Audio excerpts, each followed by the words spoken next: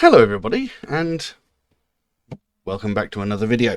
Now, today I'm not actually going to be doing a reaction video, I'm just going to be talking about my time at Bloodstock. Now, obviously I mentioned in several videos recently that I was going to Bloodstock, and Bloodstock is essentially my first ever festival.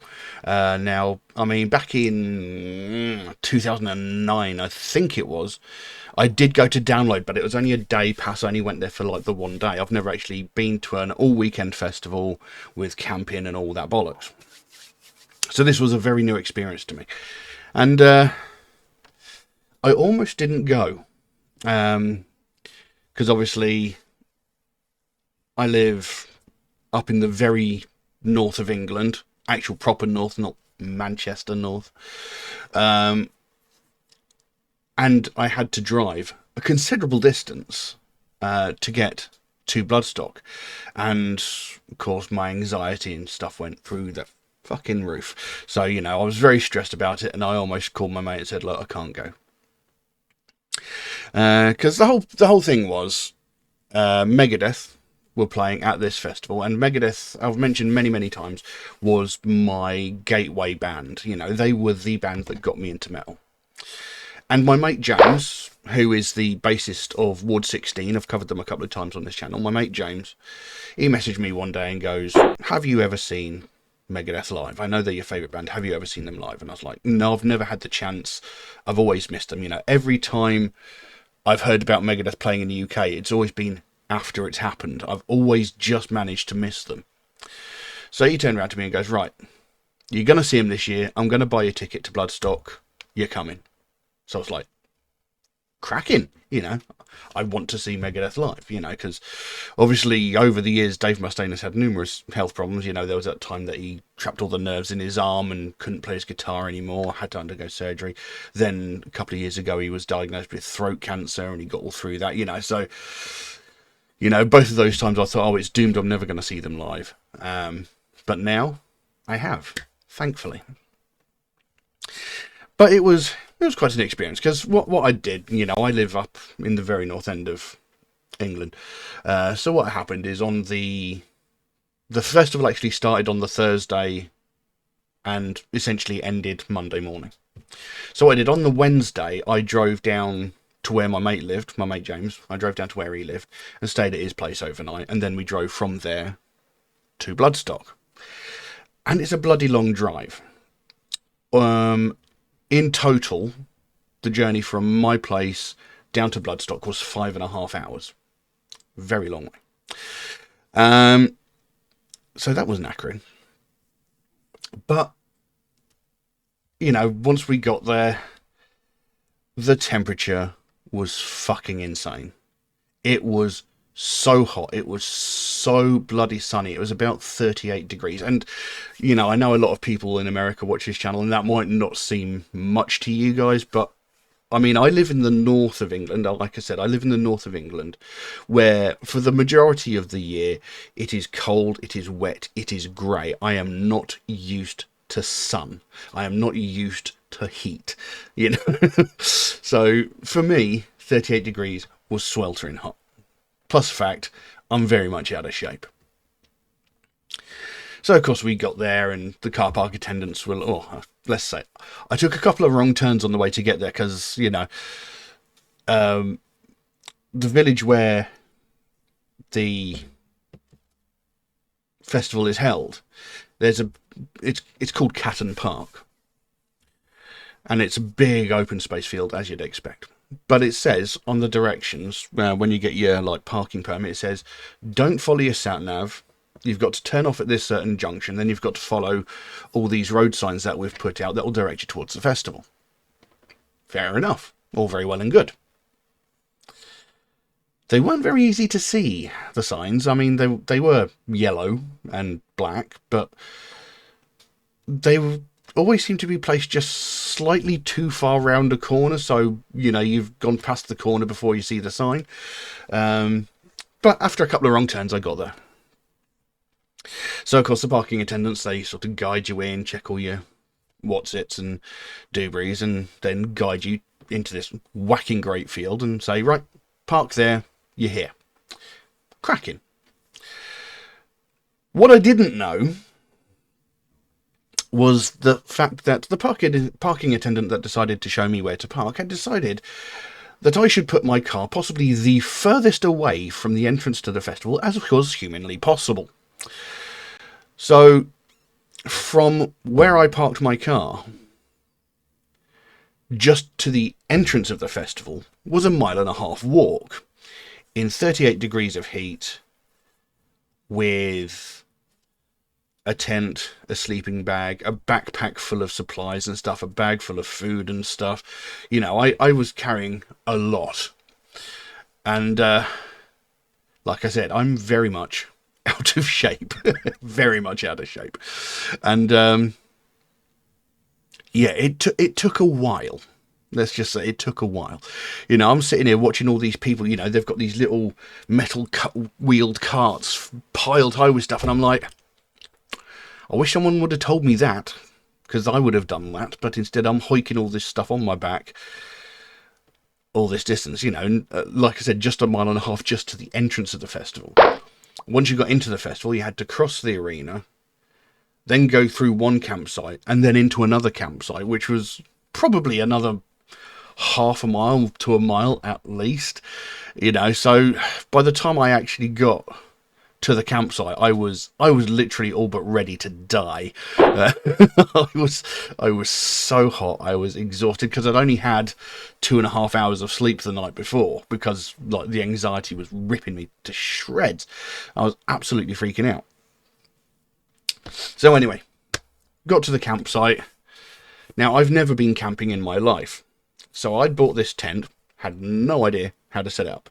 Thankfully, James and his girlfriend Lily helped me with it, but I was so exhausted that as soon as the tent was put up, you know, I didn't even put down like the air mattress. I didn't put anything down. I just went inside, laid down, and I fell asleep because I was so bloody exhausted, and it was so bloody hot. But the thing is, because it was so hot, the inside of my tent became insane.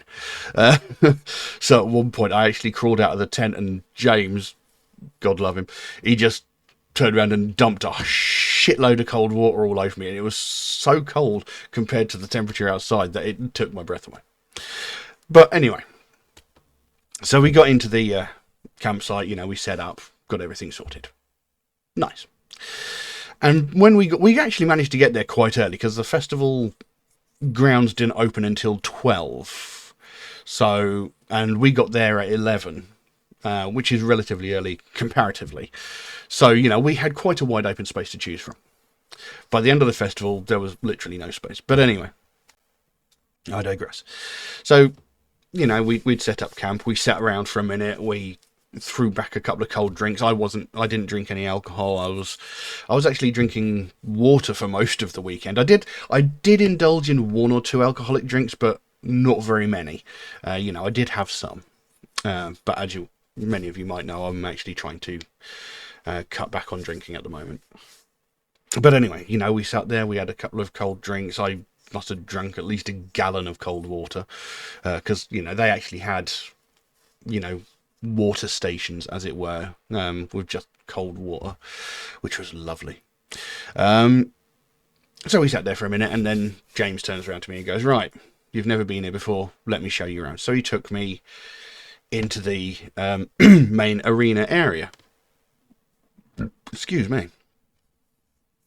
And, you know, we had a bit of a look around, and, you know, there was the big old stages, and right in the middle of the bloody thing was a bloody fairground, which I did not expect to see. I thought, you know, this is a music festival, there's going to be stages. I didn't know there was going to be bumper cars and a devil's teacup or whatever they're called. I can't remember what the actual specific name of the ride is, but I did not expect that. My favourite bit of it, but also the one that burns on the most races.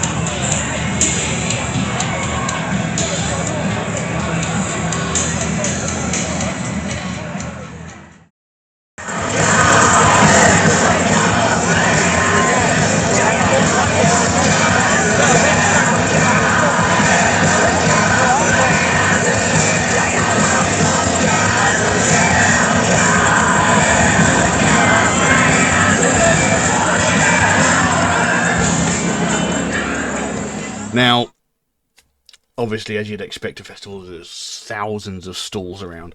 And the very first thing that I did when I got into the arena, when we were looking around the shops, first thing I did is I went to the Sophie Lancaster stand, as you would expect.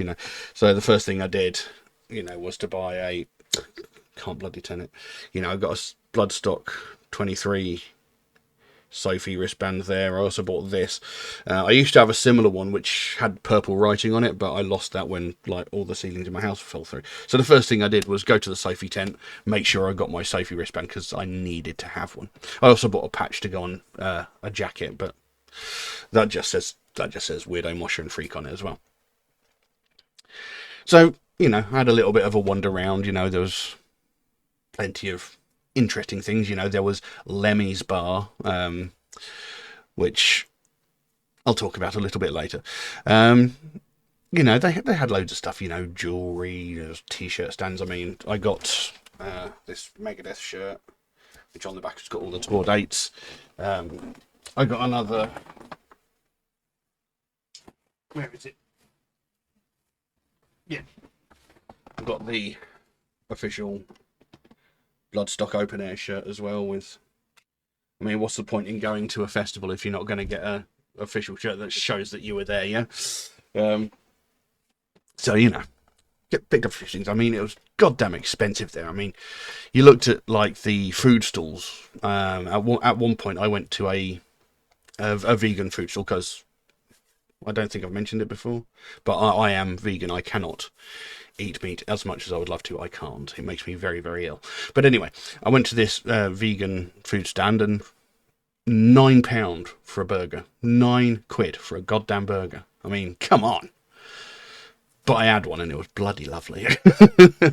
But yeah, it was just like a meatless burger with vegan cheese and a bun, and that was it. Oh no, it had fried onions on it as well. But it was nice, albeit very expensive. Also, later in the weekend, I actually went to another place and got some vegan loaded fries, and they were just amazing. But anyway, I digress. So yeah, I was looking around and it was quite cool. But at that point in the day, none of the bands actually started until 5 in the afternoon. So for the most part, there was nothing to do. So we went back to camp and just sort of dossed around. Again, just drinking a shitload of water because it was just so insanely hot. And I don't generally go outside very much because, well, it's too peoply outside. But I caught the sun quite badly. I mean, I got sunburnt to fuck. You can't actually see it that much now, but the back of my hands were bright red. You can just kind of see a sort of tide mark there from where the wristbands were there, and I did it on that hand as well. You can see it there, and I've got it really bad across the back of my neck. I cannot tell you how much that hurts. But yeah, I'm not used to being out in the sun, and let alone catching the sun, so yeah, that didn't go very well. And it was one of those things of, why didn't I actually didn't think, for some odd reason, it didn't occur to me to take sun lotion with me. But thankfully, my friend James bought some, and I was allowed to use that throughout the weekend. So yeah, for the first day, we just sort of sat there and dossed around, and there wasn't really that many bands that interested me on the first day. The most important thing I wanted to see was Skinned. And I covered 2 Skinned videos on this channel before this festival happened, and I mentioned both times, I'm going to be seeing Skinned at Bloodstock, and there was no way I was going to miss it. I didn't care how hot I was going to see them. Now, Skinned was the headline band for the Thursday, and they played last in the day. So the actual Skinned show itself didn't happen until around about 11 o'clock in the evening. So by that time, the temperature had cooled quite considerably, which was great. But it was held inside the Sophie Lancaster stage, which was inside a big fucking plastic tent. I mean, it was open at the sides, fair enough, but the top of it was a big fucking blue plastic tent. So, you take an already hot day, which had cooled down a bit. Then you get several thousand people inside a tent which appears to be made of plastic. It gets fucking hot again. Now, I went in to see Skinned, and I was stood sort of right in the middle, fairly close to the front. And they were, do you know what? They were amazing. They were absolutely fantastic. Excuse me. Ooh.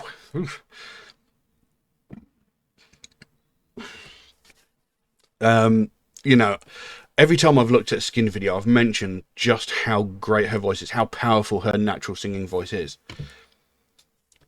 You have no idea. Unless you've seen them live, her voice is fantastic.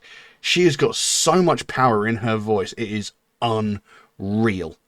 Now, I mentioned before I went that I was going to take my video camera with me and my big digital camera. I wasn't allowed to take them in. Because apparently, big cameras with removable lenses, you're only allowed to take those in if you're a member of the media. And obviously, I'm not. I mean, I could have tried to blag my way because I actually had some Metalhead Reacts shirt. I had a Metalhead Reacts t-shirt and a Metalhead Reacts hoodie made before I went. So like it had like the, you know, the face logo on the chest, and across the back it had Metalhead Reacts, and it had all my social medias across the back at the bottom. So, you know, I might have been up to blag it, but I doubt it because I think I would have needed a lanyard.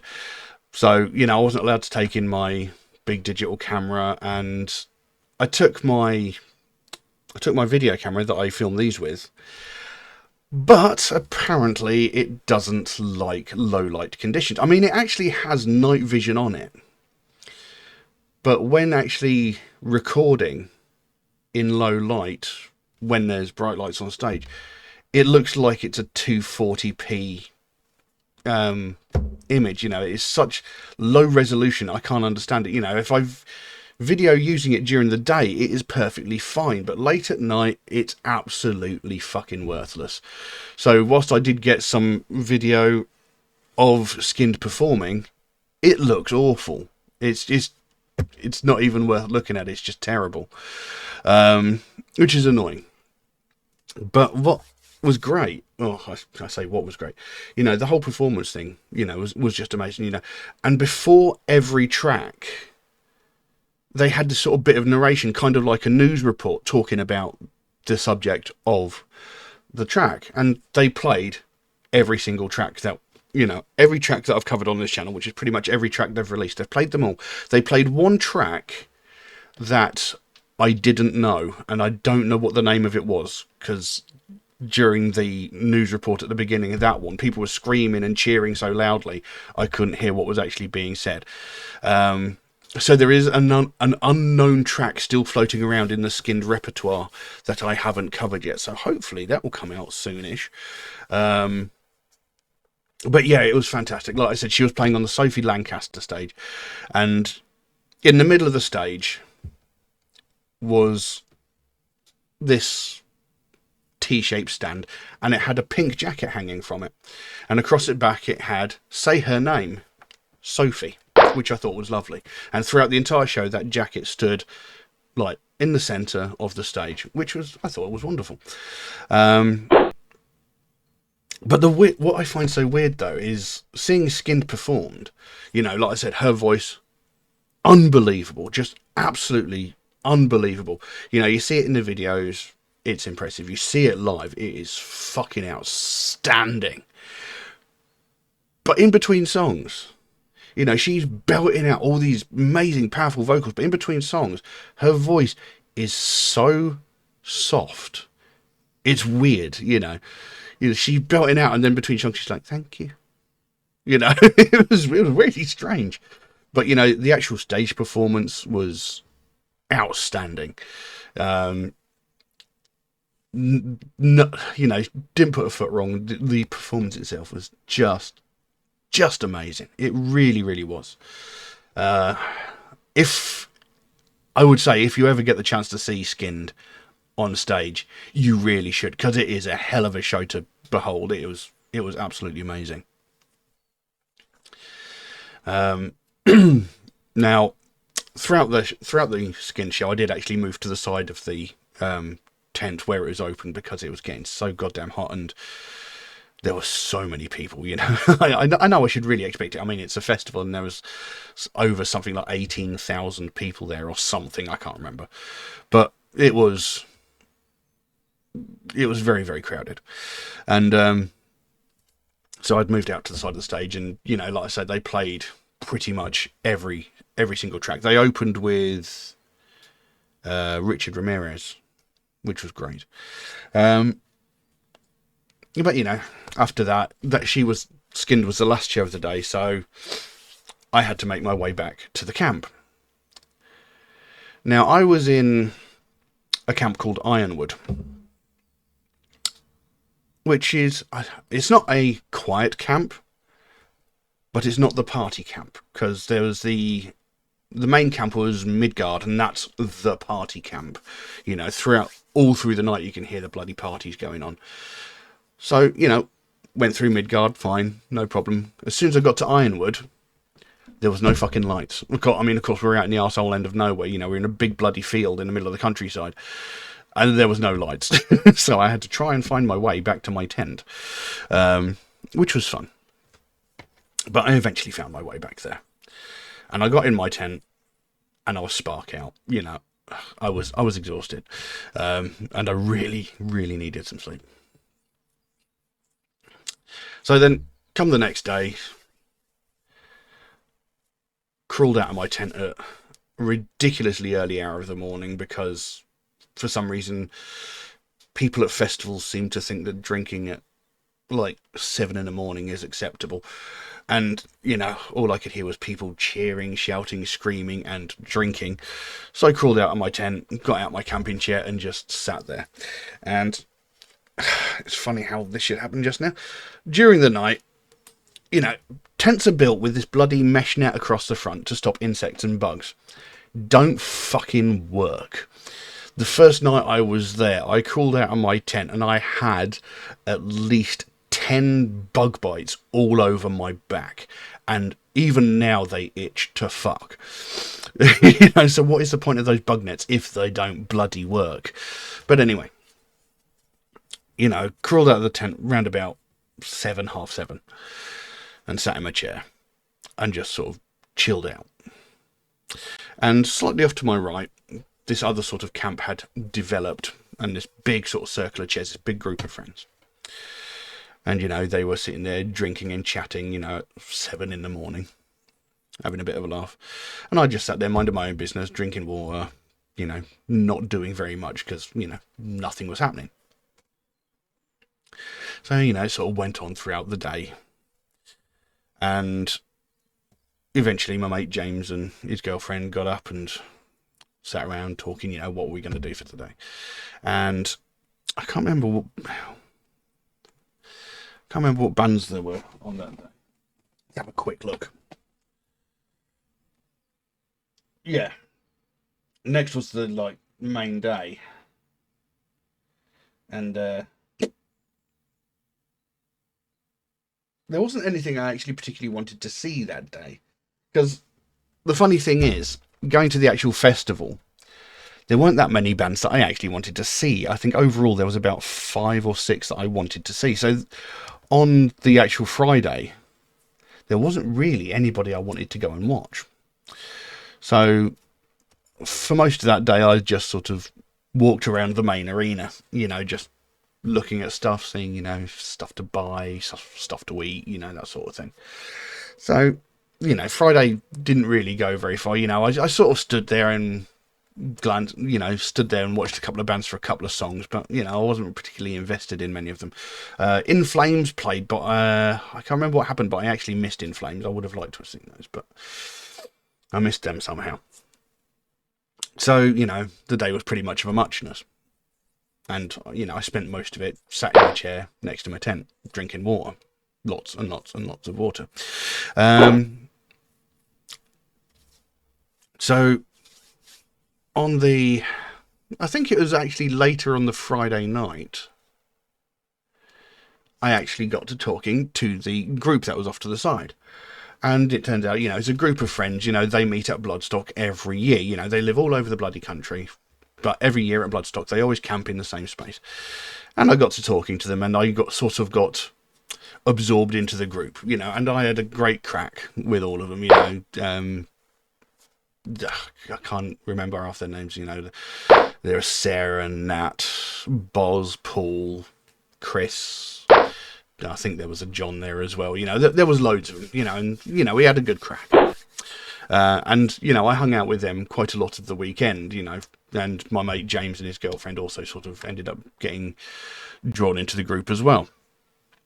So, I had a great time hanging out with them. Even if I wasn't seeing any bands, I was hanging out with them. And, I had an absolutely fantastic time. They were a right proper laugh. And then, then came the Saturday. What did we have on Saturday? Saturday, again, it was another one of those days. In fact, Saturday didn't have really anything I wanted to see. And, the main band that day was Meshuggah. And, I've heard of Meshuggah in the past, but they're not a band that really sort of does much for me. So as I remember. So, I wasn't all that bothered about it. And at the end of the day, I'm actually glad I wasn't. Because on the Saturday, Meshuggah was the place to be. And that's when things went horribly wrong for many, many people. Not me, luckily. Apparently, everybody knows that there's unwritten rules about mosh pits. If someone gets knocked over, you help them up, make sure they're okay, and then carry on. Apparently, there was no such etiquette on display during the Meshuggah pit. It was absolute chaos, apparently. And during the Meshuggah mosh pit, 100 people had their phones nicked, including my friend James. He actually had his phone lifted. And that sort of brought a bit of a downer onto the weekend, because out of all the festivals, Bloodstock has always been the sort of most trustworthy one. Places like Download Festival, are normally rife with, pickpockets and that sort of thing. But Bloodstock was always the safe one, if you will. But ever since the pandemic and shit like that, it's gone a bit awry, apparently. So that kind of put a bit of a downer on things. But that's the thing. All these people, they were only interested in the phones. No wallets were taken, which was interesting. It was only phones, which was a bit weird. But anyway, James, he was an absolute maniac during the weekend. He would, every band he wanted to see, he made sure he went into the pit. Actually, I tell you why. When were they? There was a band on called Bloodyard at one point. I can't remember when that was. It might have been the Thursday. No, not the Thursday. It might have been the Friday or the Saturday. But there was a band called Bloodyard. And they're actually a band that I know. I've actually played alongside them once before. And they're fantastic, fantastic band. A female-led, brutal death metal band. The vocalist, Donna, does some unbelievable vocals. Sort of on a level with like Angela Gossow or Ginger. She doesn't do the sort of melodic singing parts, but the actual death metal growls that she does are damn impressive. I saw them; they were very, very, very good.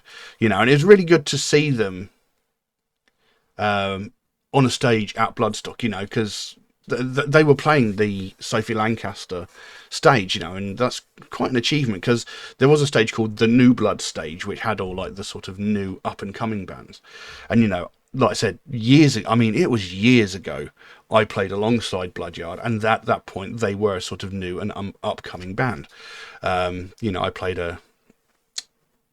I call it a festival. It's a sort of 3-day event that my friend set up in a bar in Barrow-in-Furness, and he gets loads of bands to play and this, that, and the other, and that's where I played alongside them.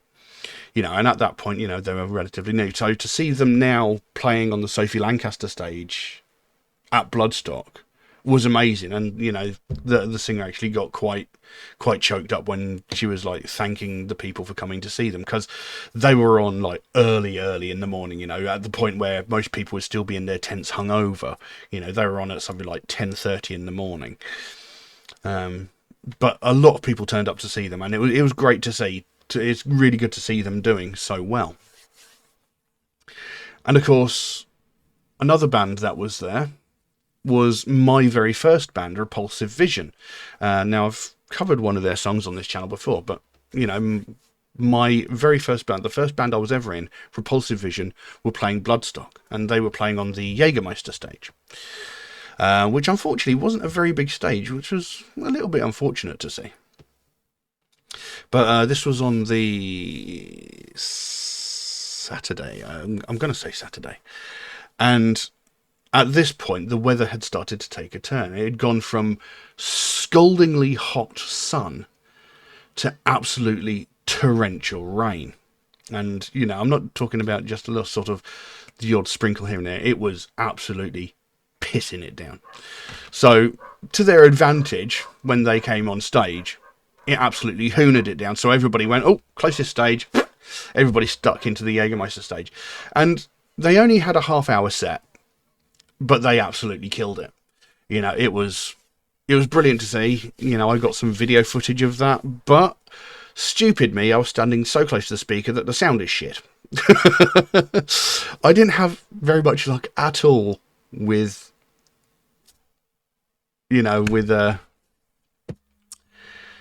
any of these videos that I tried to take. It all went horribly wrong, unfortunately. But, to see my old band there, Matt Matt the guitarist, he came out to speak to me, asked me how everything was going, and I was like, dude, I'm so proud of you, you're playing at Bloodstock, man. I mean, he's played in Las Vegas, he's played in Italy, he's played in, he's played all over the place. And he's like, I'm at Bloodstock and I'm shitting myself. And I'm like, dude, you're going to knock it out of the park. It's going to be fucking amazing. You're going to do great. So, yeah, it was really great to see them there. It was fantastic. And they even played some of the old songs that I know so well. They played most of the tracks off the new album, which I don't know so well. But they played a couple of what I like to call my songs, from when I was the vocalist there, and it was fucking great. It was wonderful.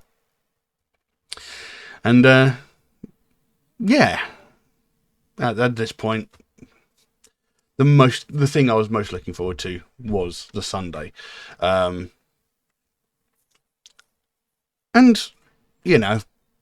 after on the Saturday, it was a pretty miserable day, a lot of rain, so went back to camp, stubbornly sat out in the pissing rain. I'd taken like a set of waterproofs and I had my hat and everything, so I just stubbornly sat out in the rain, because it's like, I'm not going to sit in my tent for hours not talking to anybody because of this stupid fucking rain.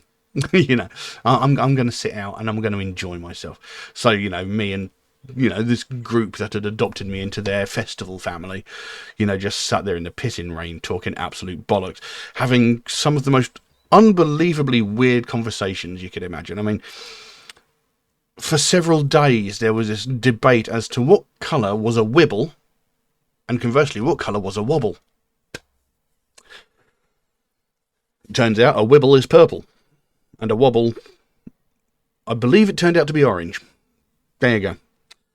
Don't ask me what it was supposed to mean, but that's the conclusion we came to, and it took us about 3 days to get to that conclusion.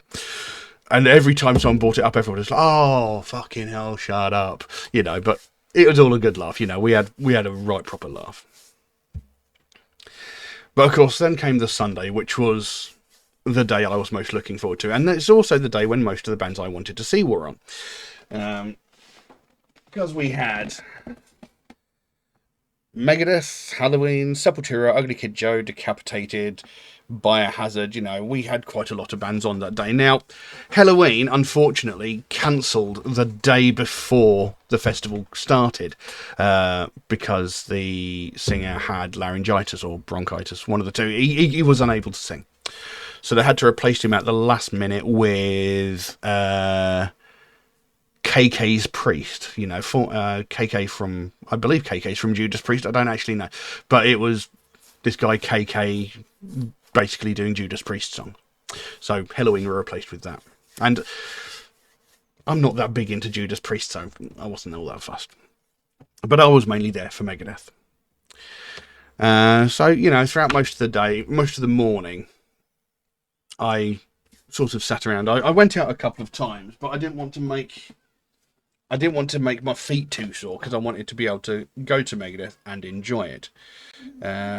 I'm sure I saw somebody earlier in the day, but I couldn't tell you who it was.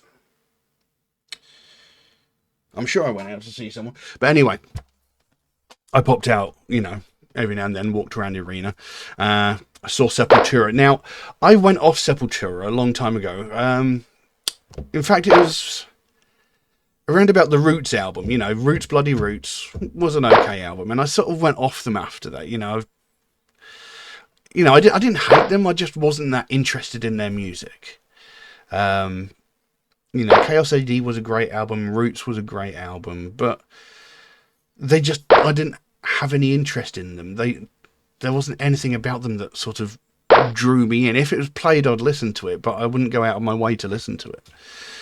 But I went out on the Sunday and I saw Sepultura playing live, and they were amazing. You know, they played some cracking good songs from like way back, you know, back when they used to be like proper growly, basically death metal, you know, and because their style sort of changed quite a bit over the years. But, you know, they did a bit of the old school stuff. They did a bit of Chaos AD. They did a bit of Roots, you know, and, you know, I really got into it. You know, I think it sort of re-sparked something in me, you know, that appreciated their music. You know, I never disliked them. I've never actively disliked them. I just sort of was never inspired to listen to them. But after seeing them play live, it just sort of reignited that little spark that was once there. So, you know, that was quite enjoyable, you know, and they were playing like the main stage, you know, and the main stage was, well, the only stage that was open on the Thursday when everything started was the Sophie stage. But obviously I'd never seen a show of this scale before, you know, even at Download, I don't think the main stage was that big. But, you know, it was a great show. In order to prevent myself from getting foot weary, I went back to the camp, and unfortunately I missed another band that I really wanted to see. I really wanted to see Ugly Kid Joe. But at this point, on the Sunday, there had been rain early in the morning, but it subsided and it turned back to being sweltering hot with intermittent of showers, you know, that showers that barely made any difference. It sort of evaporated before it even hit the ground sort of rain. So I'd gone back to camp, and unfortunately I missed Ugly Kid Joe, and I really wanted to see them because, you know, I love Ugly Kid Joe. But at the end of the day, the most important factor was seeing Megadeth, because, you know, Megadeth, I've been a fan of Megadeth since I was about 10 or 11 years old. So I've been a fan of Megadeth for like 23, 24 years. Been a big fan of Megadeth, and I've never ever seen them live. So I was proper excited. I was well excited. But of course, I also had at the back of my mind what happened at Meshuggah. Now, I was wearing cargo trousers, or cargo pants, if you want to call them that. You know, so all hundreds and thousands of pockets and all sealed with buttons. So I basically put everything I owned of value in my pockets and fastened them up tight. So, you know, nobody could get them into my pockets. And if they tried, I would feel it. You know, so I went into the arena to see Megadeth, and I mean, well, actually, no, we went to the arena a little bit early, and we went to Lemmy's bar. You know, I was with all of the group that, you know, I'd been assimilated into, and we went to Lemmy's bar. You missed the best part! We're all YouTube stars now. Yeah, this is our TikTok fight. Well, the thing is, I do have a YouTube channel, so. Oh, brilliant! I have to do myself.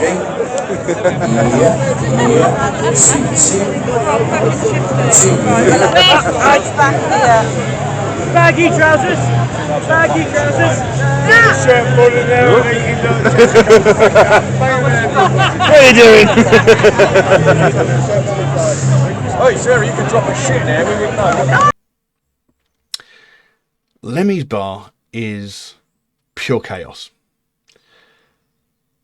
At all times of day, it is impossible to actually see the bar because there are just so many people there. And the price of an actual beer there, or a price of cider, because I used to drink cider, again, was about £9 for a pint, which is unreal. You know, that's just shocking. But we went there, and since it was a Sunday, I decided I was going to let myself cut loose and have a few drinks. I didn't have too many. I had 2 ciders from Lemmy's bar, and a guy called H. I don't know what his actual name is. He went by H, his girlfriend went by B. That was it. That's all I know. He was part of this group as well. It was just B and H. That was it. But this guy H bought me a beer. Nice bloke. I had a very deep conversation with him about Paradise Lost. But anyway, so I sat there. I had a couple of ciders. And whilst we were sitting at Lemmy's bar, KK's Priest were playing on the main stage behind us. So I heard KK's Priest, but I wasn't that invested in it.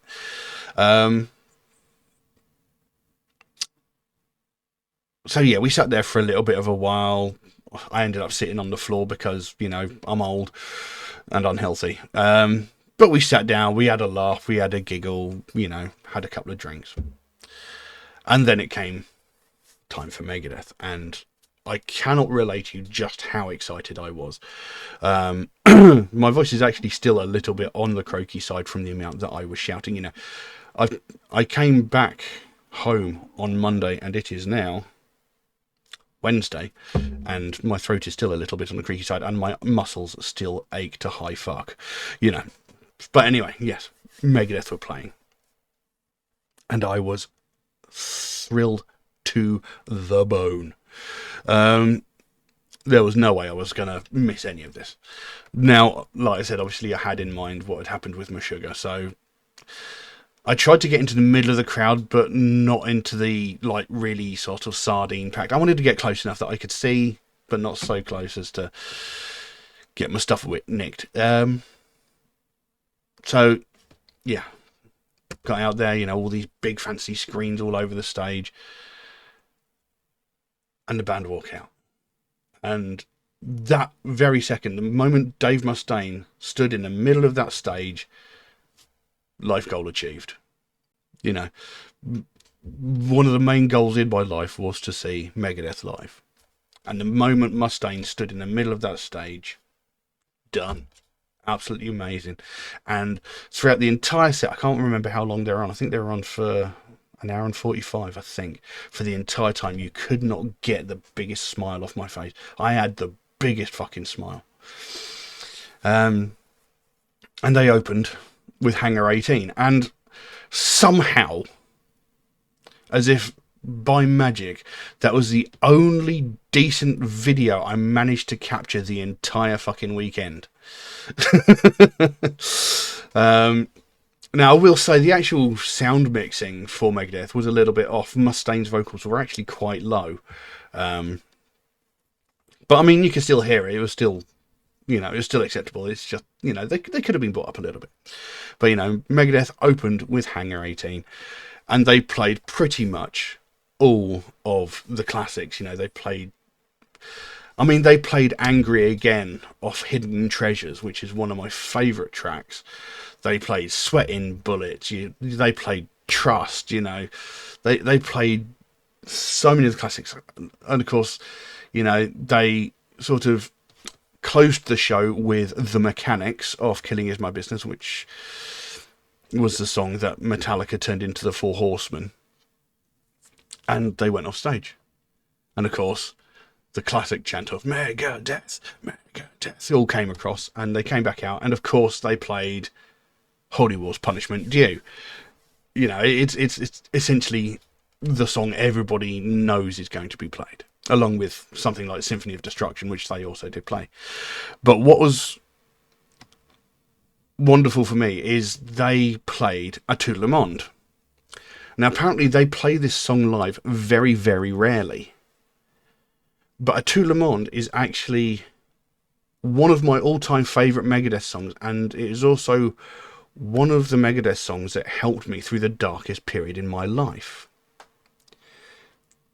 So to hear the fact that they played A Tout Le Monde live, and the fact that it is a very rare track for them to play live, and I got to see it, I was over the fucking moon. You know, I was in outer space. I was so happy, you know, finally getting to see, you know, my band live, you know, my one band, you know, it was like my unicorn, you know. I've always managed to miss it, you know, and finally I had it right there, and I saw Megadeth live, and I was made up beyond all comparison. So yeah, you know, I managed to get loads of photos on my phone, because for the most part I wasn't taking my phone with me because I didn't want it to get nicked. So I was leaving it in my tent where I knew other people were sitting around and watching and keeping an eye on it. But, you know, I took my phone with to the Megadeth show, took loads of photos, managed to get a video. I didn't use my bloody camera that I use here because it was being shit, weren't you? Yes, you were, you bastard. You know, so the only good video I got the entire weekend was of Megadeth, you know.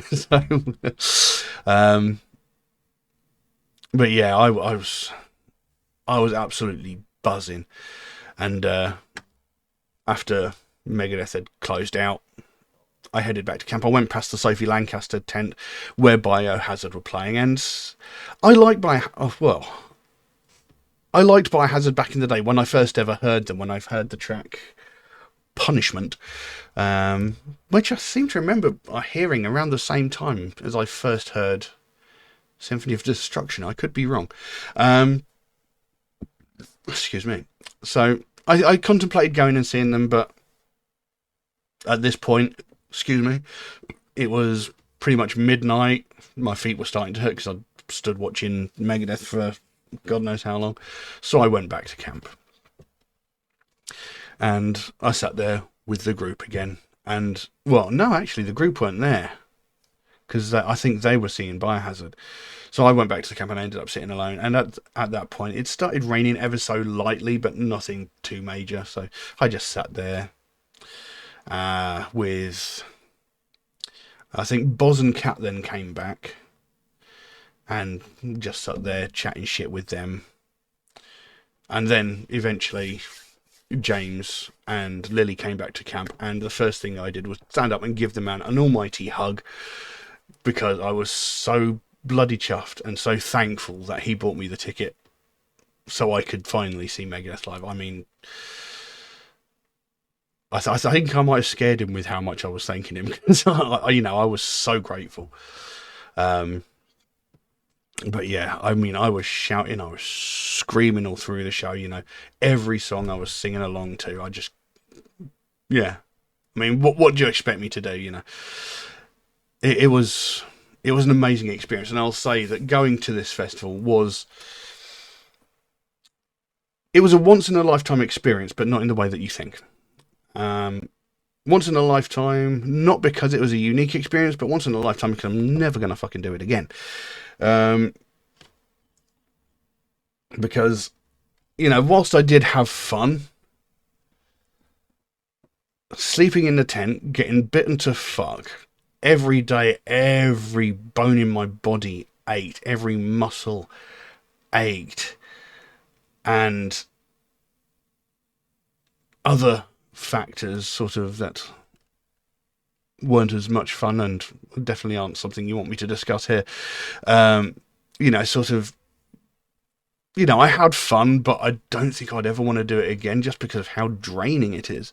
As much as I get to see bands that I like live, I don't know if I could bring myself to do it again. Plus the fact, I've mentioned before, I look after my mother, who is disabled. She has mobility issues and stuff like that, and I had to leave her alone for 5 days to go and do this. And I felt really bad about that. I mean, I know I need to take time for myself occasionally, but I was constantly worrying about whether she was okay and stuff like that. And when it came to Monday morning, James had been going hard in all the pits, so he was still asleep. I wake up at 7:30, having had, well, I can't remember what time I actually went to sleep, but I think I only had about 2.5 to 3 hours of sleep. So I woke up Monday morning. It was absolutely pissing it down with rain again. And, I basically packed all my stuff away, said goodbye to my new family, as it were, went to my car and drove home.